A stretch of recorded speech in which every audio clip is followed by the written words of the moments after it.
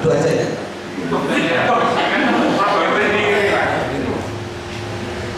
Tadi sempat dijelasin sedikit sama Mas Maulana, Maulana Malik, sedikit profil dan sebenarnya di teman-teman ini kemarin kan sempat ditulis ya, ada sekitar 50 peserta atau calon peserta yang udah daftar dan kelihatan gitu, ada yang bisnis offline, ada yang bisnis online, ada yang baru belajar, ada yang udah advance banget gitu. Terus saya tahu juga teman-teman di sini juga ada yang jauh lebih senior, tapi kemarin itu nggak mau gitu, kayak Mas Robi gitu, nggak mau gitu. Akhirnya bisa dibilang saya sama anak ini jadi kayak tumbal gitu. Jadi ya udah nggak apa-apa daripada kopdar seperti ini tuh nggak terjadi. Oke, materi yang saya sampaikan sebenarnya adalah sharing, sebenarnya bukan teknikal, tapi lebih ke sharing. Gimana sih perjalanan atau apa ya? Bukan perjalanan gitu, perjalanan di bidang bisnis ini gimana gitu. Jadi makanya disebutnya digital business landscape karena di digital itu ada banyak sekali bidang yang bisa kita explore gitu ya.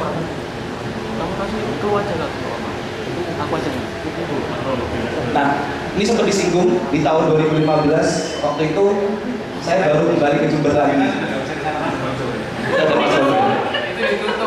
Ditutup ya, ada kasus kemarin.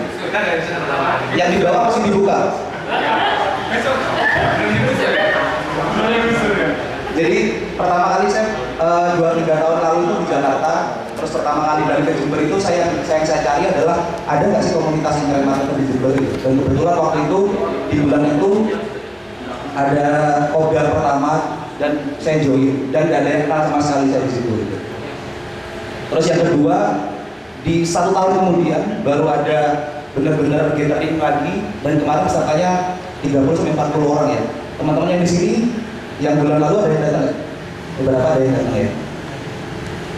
Oke, next. Nah, sebelum event yang pertama itu kita sempat ngopi sebentar lah gitu. Kita ngobrol gimana setelah di MBC yang tadi di-mention, kita pengen di Jember itu ada komunitas gitu karena itu tadi karena kita juga berawal tuh dari komunitas. Kita belajar, saya sendiri belajar banyak tuh dari komunitas. Dari bener-bener nggak tahu yang namanya domain hosting itu diajarin waktu di Malang, bener-bener diajarin sampai pagi ngopi belajar itu dari komunitas gitu. Nah, kredit yang bikin logonya kemarin yang di pojok. Oke. Nah, sebelum saya lebih lanjut, saya ingin survei kecil-kecilan lah. Dari teman-teman sekian banyak ini ada berapa ya? 7.000 orang ya kira-kira. 7.500. Nah, kira-kira dari sekian banyak ini kita ada saya kategorikan ya. Yang A ini benar-benar baru gitu. Ada kemarin kan di form Google-nya itu ada yang mahasiswa, saya ingin belajar masih ada berapa banyak. Terus yang B itu 50-50 gitu. Ada yang karyawan swasta, terus ibu rumah tangga juga, baru side job, freelance. Jadi masih 50-50. Atau yang C, saya lihat juga ada beberapa teman-teman yang sudah full time, benar-benar profesinya itu di digital marketing gitu. Mungkin saya survei dulu ya. Yang A itu ada berapa banyak? Bisa angkat tangan? Yang masih benar-benar baru mulai 1, 2. Jadi asumsinya berarti udah tahu basicnya ya. Dan domain hosting, promosi di Facebook udah tahu ya. Yang kemudian yang kedua yang masih belum full time, yang masih karyawan swasta tapi nyambi penghasilan tambahan ada berapa banyak? 1, 2, 3. Yang tadi sekitar 15%, yang B ini ada sekitar 25%, berarti sisanya yang C ya. Semuanya udah full time profesinya di digital bisnis ya. Oke, berarti enak ya. Nah, sedikit profil sih. Yang orang Jember pasti tahu ini di Payangan. Jadi 2007 sampai 2011 saya kuliah, terus akhirnya belajar internet marketing itu yaitu dari komunitas. Kalau di Malang ada gatheringnya di forum Cats ID, ada di Discortal. Saya belajar di situ dari semua domain flipping, AdSense, ABC, terus Flippa, paid review waktu itu masih bagus ya, paid review, jualan domain berpage link dan lain sebagainya. Jadi kuliah sekaligus nyambi seperti itu untuk apa ya, untuk biaya kuliah juga, untuk biaya hidup juga. Terus setelah lulus di 2011 sampai 2012 saya hijrah ke Jakarta. Di Jakarta itu karena saya basicnya dulu IT, tapi nggak benar-benar kuat di IT gitu ya. Jadi algoritmanya, logikanya nggak terlalu kuat, nggak terlalu passion. Akhirnya cari pekerjaan yang nggak ada codingnya, gitu, yang nggak ada networkingnya. Gitu. Ternyata waktu itu lagi happening gitu, ada sosial media spesialis, maintain Facebook dapat duit. Yang saya lamar kayak gitu, pokoknya nggak ada programmingnya lah. Ijazah saya ibaratnya nggak dibaca, tapi yang dibaca itu ada beberapa kompetisi SEO, terus pernah saya nyebutnya di CV itu kayak domain website brokerage, ada yang jualan domain di SID gitu ya. Tapi saya ngomongnya di CV itu, wah keren nih mas, brokerage domain aja pak, gitu, aja diterima. Padahal saya nggak tahu kerjaan itu apa dan nggak tahu perusahaan itu perusahaan apa gitu. Akhirnya saya tahu ternyata perusahaan itu adalah salah satu perusahaan advertising terbesar di dunia. Itu ada di semua negara itu ada, dan yang di Jakarta itu headquarternya di Jakarta. Dan saya masuk situ, saya nggak tahu gitu karena logonya juga nggak jelas. Saya pikir perusahaan apa gitu. Di situ saya belajar yang awalnya itu dulu kita ABC gitu ya, terus main AdSense, terus main network lain. Ternyata di sana kita langsung ketemu. Waktu itu di minggu pertama kerja, kita langsung ada event itu di hotel bintang 5 gitu ya. Maksudnya dari kampung, wah keren ya hotelnya, kantor banget pokoknya.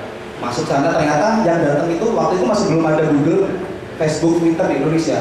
Tapi orang-orang dari Southeast Asia itu biasanya direkturnya itu datang ke Indonesia buat present ke brand-brand gitu. Waktu itu masih belum banyak spending di 2011 itu. Akhirnya saya ketemu keren ya, ketemu orang ini, ketemu orang hampir semua lah. Facebook masih belum ada kantor, kita ketemu di sana. Dan yang terakhir di 2012 saya resign dari kerjaan itu, terus berusaha apa ya, build company gitu. Pada akhirnya sekarang ya yang tadi seperti mention Pulse.com itu, jadi efektif saya bekerja di perusahaan asing itu ada sekitar cuma 8 bulan. Setelah itu dari yang pertama kan nggak pasti ya, jadi spender itu kan saya di waktu kuliah gitu ya. Terus kerja itu orang pasti, meskipun bayarannya nggak seberapa, pasti gitu ya. Apalagi di Jakarta fresh graduate nggak jelas lah, maksudnya cukup buat hidup, buat di warteg gitu ya. Terus setelah 8 bulan ternyata ada kenaikan hampir 4 kali lipat gajinya gitu. Tahu-tahu setelah 1 bulan 2 bulan saya resign, nggak jelas lagi, padahal baru jelas.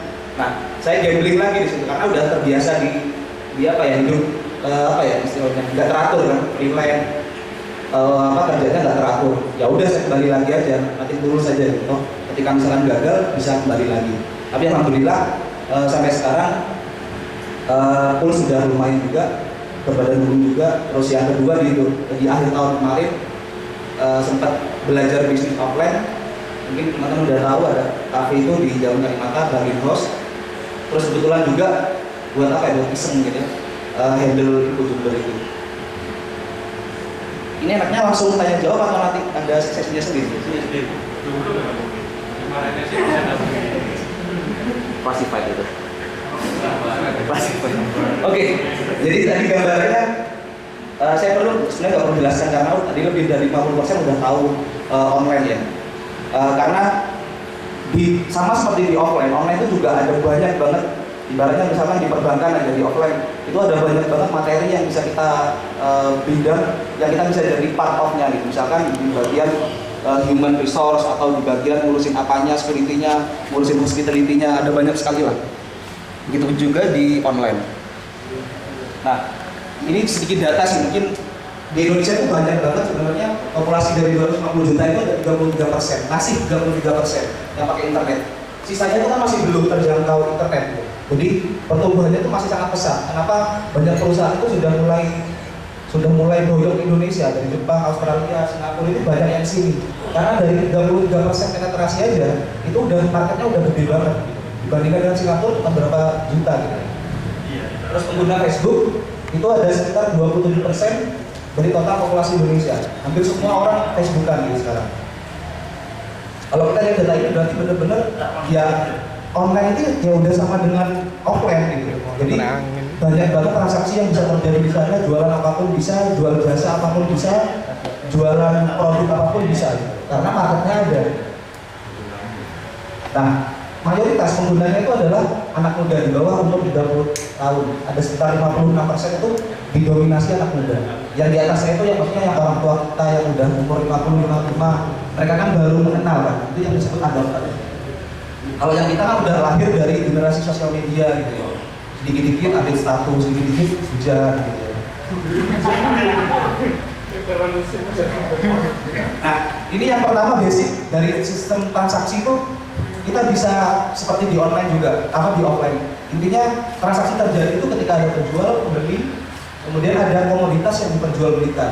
Komoditas itu bisa jadi jasa, bisa jadi barang. Nah, salah satu yang banyak dijalankan kemarin juga ada sempat yang punya toko offline gitu ya, jualan casing, jualan aksesoris, jualan bunga, jualan baju, jualan souvenir. Itu mekanismenya seperti ini. Jadi atau bisa juga sebagai makelar, kalau kita sebutnya affiliate. Jadi kita nggak punya produk, kita itu marketer, kita benar-benar nggak punya produk, tapi kita punya akses ke customer. Nah, dengan segala macam promosinya ada di BBM, ada di Line, ada di Facebook, ada di WhatsApp, ada kemudian di apa namanya Instagram. Nah, teman-teman di sini saya lihat kemarin juga sempat chatting, ada yang fokus di apa afiliasi ya. Mungkin nanti Mas Andreas misalkan gimana sih caranya dapat impact ribuan gitu. Ada banyak di sini yang nanti kedepannya kita harapkan bakal kita share karena nggak mungkin saya bahas satu persatu ya. Terus Mas Adi misalkan di Facebook gimana kita dapat notifikasi sekian banyak, notifikasinya itu order lagi, konfirmasi payment lagi, bukan cuma notifikasi like status kamu itu enggak. Benar-benar status apa notifikasi itu Mas sudah ditransfer nih. Jadi gimana caranya termasuk like, termasuk Instagram juga. Ada banyak banget yang kita di endorse misalkan. Jadi dari data kemarin tuh ada banyak banget pemain di sini yang nanti mungkin bisa share. Tujuannya dari acara seperti ini kan masing-masing logo ini nanti bakal ada manfaatnya kok. Gitu. Maksudnya ada teman Mas Maulana misalkan fokus di satu sisi aja di email marketing ini dikonekkan dengan Shimizu itu hasilnya luar biasa gitu. Jadi annual revenue-nya berapa Mas Feli? Klasifik lagi. Sudah di angka miliaran gitu. Dan itu ada di Jember. Nanti kita bisa minta beliau-beliau ini bisa share gitu. Karena seperti saya bilang tadi, ada banyak banget yang lebih senior di sini tapi saya dijadikan tunggal. Makanya saya tolong sekarang nanti kita tanya, ada yang fokus di online marketplace, ada yang kemudian di dropship. Dropship mungkin sedikit gambaran, kita jualan apa ya? Jualan mikrofon loh. Kita promo, tapi kita nggak punya mikrofon. Tapi ketika orang order ke kita bisa order ke vendor, ke Tokopedia misalkan. Nah, vendor ini mengirimkan barang ke customer atas nama kita, itu disebut dropship. Afiliasi juga sama, tapi afiliasi nggak pakai ada produk lokal juga, ada produk kesehatan juga ya, seperti Mas Andreas misalkan obat herbal gitu. Kita promosi punya database klien atau pasien misalkan. Kita nggak perlu punya barang, kita nggak harus nyetok barang, tapi kita bisa jualan. Artinya itu sistem dropship. Kita, Mas ini aku ada obat, misalkan penurun panas. Oh iya Mas saya butuh. Ya udah kita order ke mereka misalkan 100.000. Kita jual ke klien kita itu 200.000. Yang ngurusin packing dia, yang ngurusin shipment dia. Jadi kita dapat profit. Gitu. Nah, mekanisme transaksi seperti ini tuh sudah yang ini yang terjadi gitu. Jadi profit itu yang nanti kita cari, yang kita explore. Terus di sini ada marketing promosinya itu bakal banyak banget topiknya, gimana caranya research di Tokopedia misalkan produk yang lagi happening, terus kemudian bagaimana bikin ad copy yang bagus, copywriting misalkan Mas Agus Sakti nanti bakal share gimana sih strategi bikin sales letter yang bagus misalkan. Ada banyak banget. Nanti teman-teman misalkan di akhir acara nanti simpulkan kira-kira bulan depan ini kita bahas apa? Karena kemarin sampai Hamin berapa ya? Gak ada yang pakai pembicara. Siapa yang bahas yang ini? Jadi bulan depan harapannya sih bakal Mas saya mau sharing tentang gimana sih caranya bikin kita banyak yang invite misalkan. Contohnya misalkan biar banyak invite kita pasang status aja Mas gambar cewek silakan invite atau apa gitu ya. Atau ada banyak banget. Di situ ada Fiverr, kita bisa jualan jasa ya. Kita bisa buka gig, terus kemudian dibuka lapak di Shopify dan sekarang lagi happening itu kita ngambil barang di eBay, kita jual di Shopify, kita marketingnya pakai Facebook Ads. Itu udah udah works juga gitu. Jadi kita ambil di eBay itu kita $1, casing misalkan, kita promo di Facebook Ads, kita jual $5 plus shipping ke target Eropa misalkan. Itu udah targetnya udah berapa? Kita tinggal seberapa. Dan ada banyak banget di freelancer. terus di Amazon afiliasi. Jadi nanti teman-teman misalkan nanti biar Mas saya ingin tahu tentang masalah ini, mungkin saya nggak tahu detailnya ya, saya tahu gambaran kasarnya. Nanti kita konekkan ke salah satu misalkan praktisi yang sudah menduduki satu logo ini misalkan. Oh saya fokus di Tokopedia Mas, saya fokus di Amazon, kayak Mas Malik fokus di Zinizu misalkan. Ada yang fokus di Google AdWords, spesialis jalani campaign UKM jualan baju bisa closing, itu ada juga. Nanti bisa share semuanya nih. Termasuk misalkan ada yang punya toko online, Mas saya mau share, tapi saya bukan share ya, saya ingin dibedah gitu. Misalkan saya punya toko souvenir, tolong ini gimana ya? Nanti kan bakal banyak apa ya share gitu. Harusnya gini aja enggak masalah produksinya, masalah promosinya, masalah brandingnya mungkin Mas Arif Chandra bisa saja misalkan. Enggak apa-apa, misalkan kita bikin case study kita sendiri gitu. Oke, ini basic untuk yang transaksi Mas di offline, di online juga bisa kok semuanya seperti ini. Ada yang mau keluar. Yang kedua adalah setelah kita transaksi ya, kita jalani apa ya ibaratnya self-employed, kita jualan barang, kita jualan jasa. Yang kedua adalah di digital ini kita bisa sebagai employee. Ibaratnya kalau perbankan ya udah akuntansi. Maaf, ada yang bawa Ayla. Ayla putih sama Innova itu. Ada.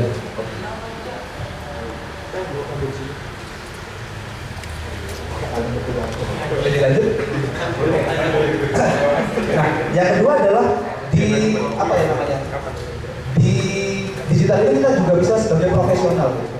Banker profesional ada, di bidang mining ada, kemudian di bidang apa namanya lawyer itu ada. Jadi di digital ini kita juga punya berpotensi mungkin teman-teman yang mahasiswa ya bisa ada gambaran.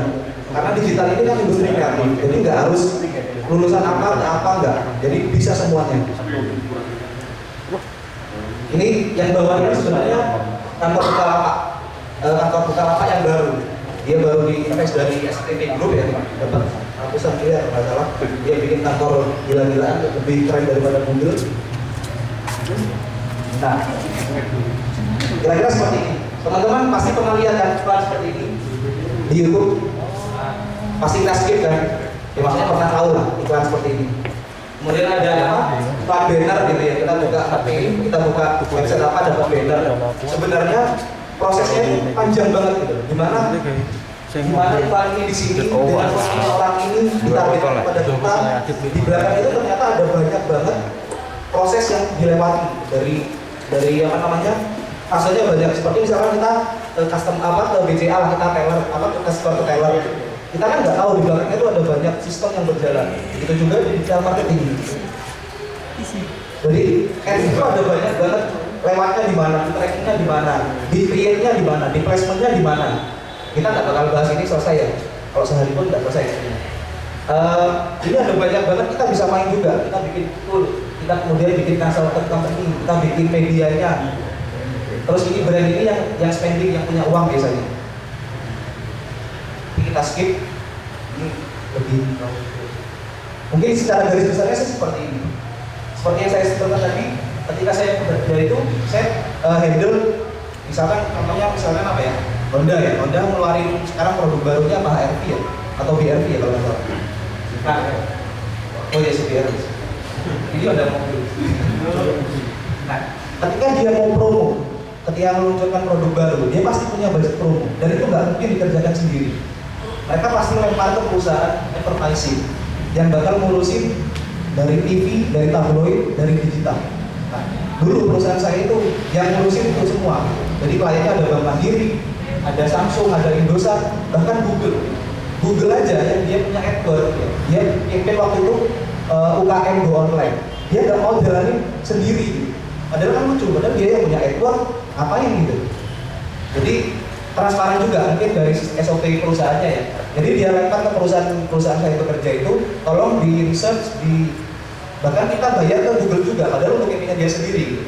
Jadi perusahaan-perusahaan ini rata-rata juga pakai konsultan ini, pakai perusahaan advertising ini buat handle campaign mereka. Nah, dari kita misalkan tadi Honda, CBR, targetnya ini umur berapa sampai berapa? Misalkan yang baru lulus terus kerja gitu ya, dengan salary sekian sampai sekian, yang gaya hidupnya seperti ini, itu ada di riset semuanya. Gimana sih spending mereka setiap hari, setiap bulan tuh Mas Malik aja. Misalkan pendapatannya cukup nggak? Jadi ada risetnya semua. Beda misalkan kalau contoh handphone lah dari S7 gitu, sama Samsung Galaxy Y misalkan, itu risetnya bakal beda. Gitu. Targetnya juga beda kan. Targetnya yang anak SMA. Anak SMA itu bukannya hitungnya apa gitu. Terus kemudian kalau yang S7 benar-benar profesional, misalkan harganya 12 juta, kan nggak mungkin yang baru fresh graduate gitu ya. Kecuali orang tajir kan, itu kan di luar market kan kalau kayak gitu. Jadi itu ada risetnya semua. Yahoo juga punya riset company sendiri, Nielsen itu ada banyak loh. Terus kemudian kita memasang iklan tersebut sesuai target yang ingin kita tuju. Jadi waktu itu berhubung saya di bagian digital gitu, karena ada yang bagian TV, ada yang tabloid, tapi saya akhirnya belajar juga sih. Kemudian ada yang di bagian digital. Waktu itu saya sekitar 1 bulan itu budgetnya minimum itu 500 sampai 1 M, harus keluarin uang untuk masak klien. Jadi harus ngabisin uang segitu gitu. Bahkan sampai bingung ini dipakai apa ya duitnya? Karena sudah dipasang sih ada di Detik, Kompas, Facebook, Yahoo, terus Kaskus, Toko Bagus itu udah dipasang semua. Duitnya masih ada dan dimarahi pasti sama klien, nggak bisa ngabisin duit ya mas ya. Nah, selama hampir 1 tahun itu saya udah memanage uang itu hampir berapa ya, $1 juta kira-kira untuk memanage uangnya orang. Dan sebenarnya tetap UMR. Oke, jadi akhirnya setiap hari saya ketemu dengan AE, ketemu dengan sales, ketemu dengan media-media besar itu, mereka kan datang kita karena kita punya duit. Ayo mas pasang di saya gitu. Pasti mereka cewek-cewek seksi gitu ya, cantik, menarik. Apaan? Depan. Mas, ayo. Depan Jadi aja mereka, apa? ayo mas kita kemana gitu, kita makan, kita karaoke apa gitu. Pasti buat biar closing, biar pasang ke mereka. Pasang banner ya, bukan pasang yang lainnya. Pasang banner. Nah, ternyata di sini ada banyak banget profesi yang bisa terlibat. Strategis itu yang saya tadi sampaikan waktu saya bekerja itu sebagai strategis. Artinya klien itu punya campaign, mas ini saya punya Samsung Galaxy S5 mau dipasarkan harganya sekian, itu briefingnya detail. Pengennya itu yang beli itu di umur sekian, misalkan senior manager misalkan. Kira-kira dipasang di mana aja? Kita bikin proposalnya, media bayarnya. Nah, di fase itu disebut strategis. Kemudian project manager itu pasti yang handle semua projectnya. Copywriter itu yang bikin ad copy-nya, misalkan the next issue, misalkan Samsung S7 atau Honda CBR itu apa, misalkan the real racing apa gitu kan. Itu ada orangnya, ada profesinya ya. Juga masing-masing itu juga punya staging-nya. Yang pertama junior copywriter, misalkan ada senior copywriter, ada yang head of apa. Terus desainer pasti jelas, dia create logo, dia create banner promotion. Analis ini yang nanti dari data kita campaign di generate perform nggak, closing nggak. Terus media bagian kita beli di Kompas, yang ngurusin invoice-nya, yang ngurusin ininya finansialnya lah. Terus ada SEM yang ngelola Facebook-nya, yang ngelola search engine-nya, yang ngelola SEO-nya itu ada orangnya sendiri. Developer yang ngelola microsite-nya, yang ngelola tracking-nya itu ada sendiri. Sales executive, community manager. Nah itu ada sendiri semua. Jadi teman-teman yang misalkan nanti lulus kuliah ya, ada yang mau lulus kuliah? Ada. Jadi ada banyak banget profesi yang sebenarnya ini sangat bagus, sangat banyak dicari. Oke, dari sini mungkin ada yang ditanyakan sedikit daripada nanti tunggu sesi kan terlalu lama. Nah, yang terakhir adalah build startup. Jadi yang pertama kan pada awalnya saya sebagai internet perjalanan lah, soalnya apa aja dilakuin. Kita misalkan punya domain, kita punya budget 100.000, kita punya iklan, kita punya hosting budgetnya 100.000, gimana caranya menghasilkan? Seperti itu kan waktu saya kuliah dulu. Dan ternyata menghasilkan. Jadi kita udah terbiasa dengan modal seadanya, hasil segede-gedenya. Tapi ketika di company, semua itu waktu sudah ada, tinggal kita manage. Berarti kan ibaratnya kalau kita udah terbiasa main seperti itu, kan enak ya. Uang tinggal dirempar ke sini, pakai gini-gini gampang banget lah. Kalau kita udah pernah ngelakuin yang lebih parah, modal farm, hasilnya pengen sekian digit misalkan. Nah, di startup ini lebih susah lagi karena kita ingin build sistem yang tidak jelas tadi, dibuat sistem dan produknya supaya berhasil. Pasti udah familiar ya dengan logo-logo ini ya, Instagram, Flickr, dan Lazada yang Indonesia, yang OLX, Kaskus, Pet, terus ada Matahari Mall. Ini semua termasuk startup juga. Yang lagi rame Matahari Mall.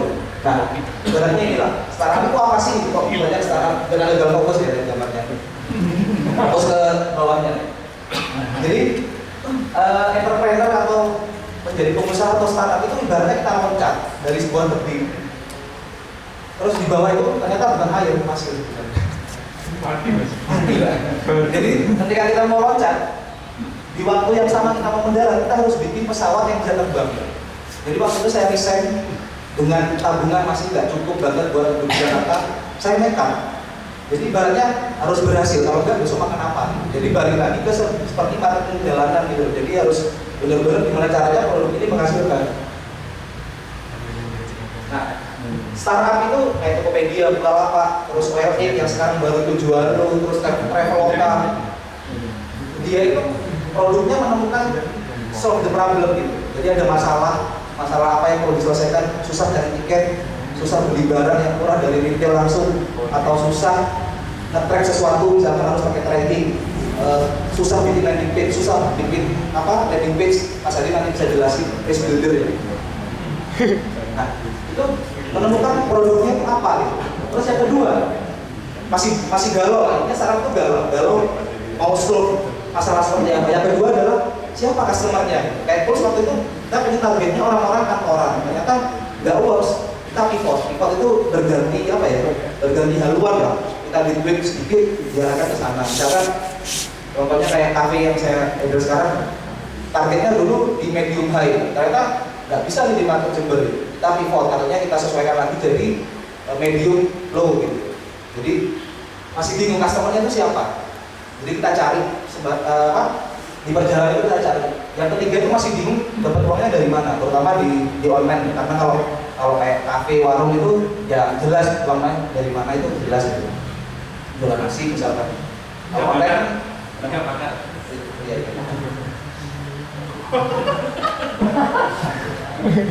Kalau yang mau pesen iga bakar tinggal telepon aja ya. Nomornya Nomor. Oke. Sekarang kalau di dunia startup itu lagi bener-bener rame gitu. Di TV aja. Kalau dulu kan kita paling lihatnya itu Rinso, Blueprint, terus misalkan Pepsodent, Sampo, itu yang pegang itu Unilever, terus P&G, itu spender terbesar. Jadi semua media itu kayak kita dikuasai gitu. Kayak Sampo, kita setiap lihat TV masih ada yang lihat TV kan sih? Banyak ya, karena saya sendiri tidak lihat TV. TV-nya lihat orangnya.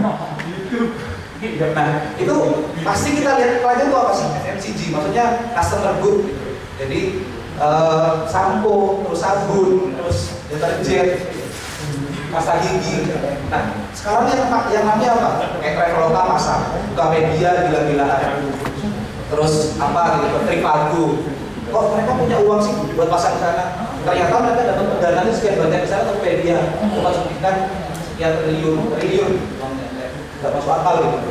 Terus Matahari Mall dapat 500 juta dari Sinar, bahkan Bank Mandiri aja dia baru mau buka venture capital yang ngurusin ke startup. Startup itu kan lebih gak jelas, beda dengan konvensional funding. Itu kan kita mau tangin uang, baliknya berapa. Kalau di investment ini nggak ada, kita nggak balikin uang, nggak punya agunan juga. Jadi benar-benar mereka tapi dapat saham.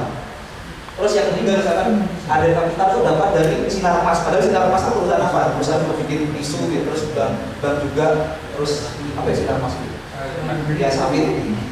Terus ada banyak headline yang bisa kita temukan sekarang kalau startup ini lagi benar-benar dihentikan gitu sama perusahaan-perusahaan luar. Nah, membangun startup sendiri itu fasenya juga nggak singkat dibanding kita misalkan saya mau jualan meja misalkan, kita bikin landing page, kontak reseller, kita promo ke Facebook, tinggal maintain database customernya, sudah. Enggak, ternyata startup itu juga karena harus ada sistem yang jalan di situ, produknya jelas, terus nanti gimana kayak Matahari Mall atau Lazada itu rasanya ada banyak. Nanti mungkin kita bisa bahas lain waktu ya. Jadi saya skip aja. Dan dari fase yang banyak itu, salah satu poin yang menurut saya penting itu adalah bagaimana kita membangun tim, kita menemukan tim, kita punya partner, membangun produk yang sama-sama nggak jelas juga. Jadi saya sempat cerita waktu saya membangun Pulse itu, saya waktu kerja, saya udah mencari partner. Dari bingungnya saya waktu itu membuang uang, membelanjakan uang punya klien. Saya bingung, uang ini masih ada, cuman semua solusi pemasaran iklan itu sudah saya lakukan. Yang kurang waktu itu saya butuh apa ya, ibaratnya konten marketing lah. Kalau waktu itu saya cuma pasangnya di Kaskus karena dia punya konten dibaca orang. Di Kompas itu kurang terlalu bagus, editorial. Kalau kita misalkan iklan terus terhubung gitu. Nah, akhirnya saya bikin Pulse. Ketika bikin Pulse, saya tuh nggak bisa coding ya, balik ke cerita awal tadi. Saya nggak bisa coding, nggak jago lah kalau coding Hello bisa. Kalau bikin apa aplikasi itu nggak bisa.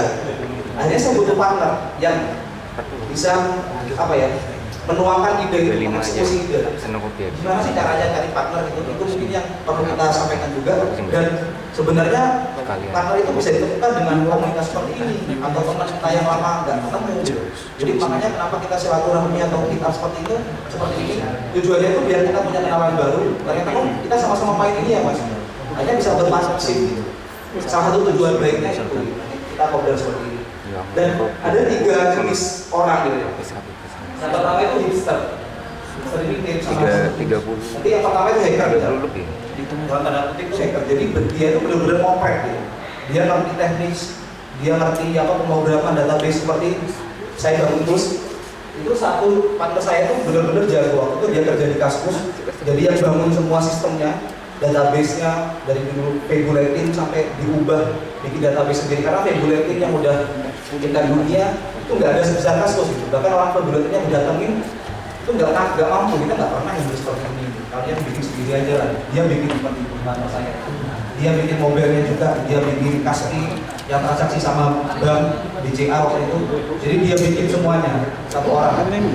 Akhirnya dia kan udah jenius, benar-benar bisa kalau dibandingin gitu ya kayak prajurit Kopassus sebenarnya 1 banding 30 orang itu bisa gitu. Nah itu kita butuh partner yang seperti itu. Yang kedua itu hustler kalau saya sendiri bisa jadi seperti hustler. Saya tahu marketnya karena saya di industri itu yang pegang pulangnya gitu. Tahu dari A sampai Z-nya. Saya belajar ke Kaskus, bahkan dia partner saya yang di Kaskus, dia nggak tahu dapat dari mana sih uangnya Kaskus ini. Kok saya bisa digaji sekian banyak misalkan. Dia nggak tahu. Kadang hacker itu seperti itu. Orang-orang IT yang terlalu teknikal nggak tahu kadang-kadang. Nah, kita bisa berpartner seperti itu. Karena partner itu atau tim itu adalah saling melengkapi. Karena kita nggak mungkin, saya orang hustler atau orang IT, misalnya saya ketemu dengan orang IT, tetap aja bahasanya IT terus realnya itu. Jadi nggak bisa dikombinasikan, produk kita ini bisa dijual. Jadi harus ada partner ini. Hipster ini yang kemudian kayak apa ya, yang ngerti, oh kalau ini diubah UX UI-nya customer tuh lebih suka gitu.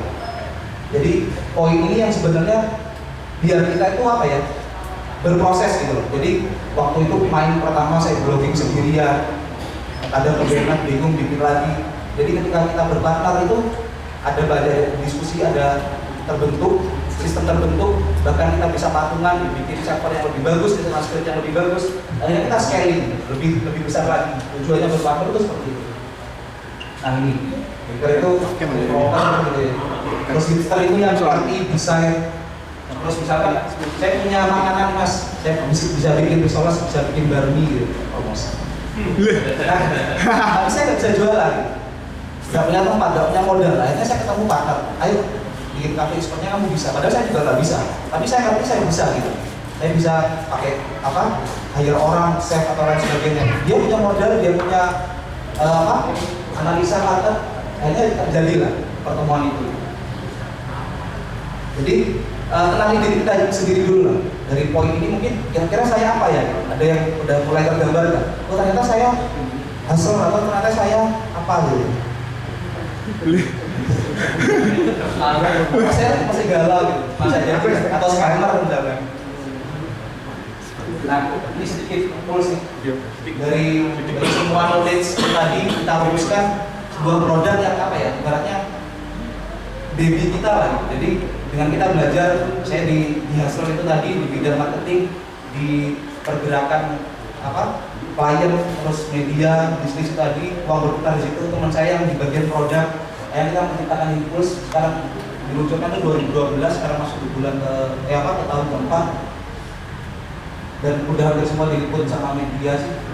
Terus kemudian growingnya juga bisa dibilang lumayan ya, karena kalau di compare sekarang mungkin performanya ya, dari perform itu mirip sama FIFA News. Padahal FIFA News itu kan dipunyai FIFA lain gitu ya, punya TV One.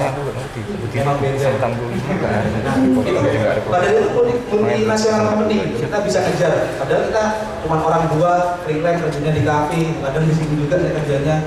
Tapi kita bisa bisa curi start, kita bisa punya shortcut. Itulah industri kreatif ini gitu. Jadi kita misalkan kalau usaha pertambangan batu bara, kamu punya lahan berapa? Gitu. Kita yang baru mulai nggak akan bisa ngebit orang-orang yang sudah punya lahan hektaran gitu. Kalau industri kreatif, kita bisa ngebit gitu. Jadi saya dulu kan baru lulus juga, uang cuma ratusan ribu, besok makan di warteg mana. Tapi kita bisa ngebit perusahaan yang lumayan gede juga gitu. Itu industri kreatif, karena kreativitas kita yang dipakai dengan budget yang nggak terlalu besar gitu. Nah, ini saya summary dari tadi obrolan ini yang terlalu random ya, obrolan nggak jelas. Di awal mungkin terlalu banyak, terlalu A Z, lalu lanjut ke B. Jadi yang pertama adalah temukan sebenarnya kita itu senangnya apa sih gitu. Kita fokusnya apa? Misalkan, ternyata saya hacker, saya bisa ngoprek, saya bikin aplikasi. Saya juga menemukan ternyata saya nggak bisa ngoprek, tapi saya bisa negosiasi. Dan terakhir saya sadar ternyata saya bisa masak. Masak telur. Terus yang kedua adalah kita harus punya spesifik skill set. Jadi skill set itu ternyata penting gitu. Jadi ketika misalkan di bagian teknis kita bisa desain, kita bisa PHP, kita bisa CSS, kita bisa HTML. Dan yang terpenting itu adalah integritas gitu. Karena banyak banget orang di luar sana yang jenius tapi ketika berpartner nggak jalan juga. Saat ini sekarang saya misalkan contoh ya, saya sekarang butuh partner yang mengelola usaha kuliner yang akan dibuka juga misalnya. Terus butuh juga mengelola info-jumber itu sebenarnya proyek iseng, tapi sekarang itu hampir setiap hari itu ada minimal 2 atau 3 orang yang mengiklan. Jadi kalau katakanlah satu postingnya 50.000 aja atau 100.000 per hari. Tapi bahkan saya balesin kontak mereka aja enggak gitu. Karena nggak sempat ya. Nah, saya butuh partner. Partner itu ada yang katakan tanya ya. Saya menjadi partner.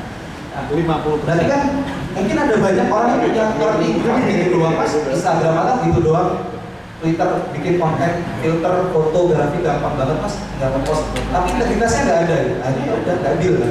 Tapi yang terpenting itu integritas, karena skill itu bisa dipelajari sih. Kita bisa share juga, kita udah punya background, kita udah punya misalkan experience, kita share ke mereka.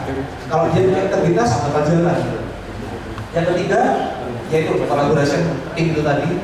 Terus yang keempat adalah benar-benar nggak perlu takut gagal gitu. Karena seperti tadi lompat ke tebing itu kalau jatuh ya renang juga gitu, naik lagi gitu. Terus kecuali kadang mungkin ada beberapa mental block yang teman-teman saya juga ketemui gitu. Bahkan partner saya itu sekarang udah punya anak juga, udah keluarga gitu. Jadi nggak ada, saya belajar dari dia sendiri juga. Wah udah punya anak nih mas, atau bro udah gue punya anak, gue tabungan gini, takut lakuin ini. Ya itu kadang mental block yang saya temui juga, udah punya tanggungan. Terus emang pasti gagalnya itu kan enggak juga. Ketika kita melangkah yang ekstrim, belum tentu gagal juga kan. Dan pasrah gitu. Jadi itu aja yang saya sampaikan. Terima kasih. Dan ini penting sekali.